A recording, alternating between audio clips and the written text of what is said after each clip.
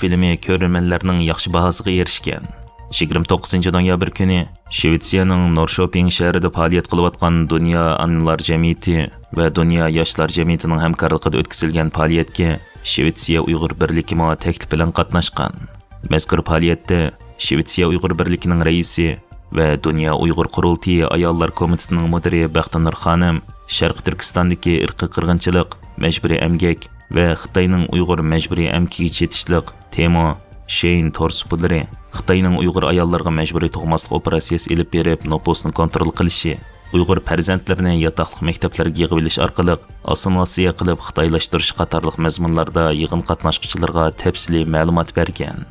Bu faoliyatning oxirida Shvetsiyadagi Uyg'ur faoliyatchi va Dunyo Uyg'ur qurultiyining vakili Nabijon A'loning kuch chiqarishi bilan ishlangan qaytish filmi ko'rsatilgan bo'lib, bu ko'rmanlarning alayda yaxshi bahosiga erishgan.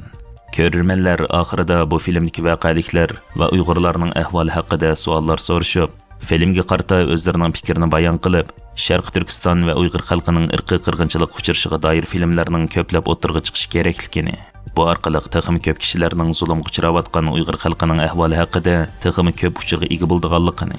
mumkin bo'lsa shved tiliga tarjima qilinib tarqatish haqida taklif fikrlarini berishgan.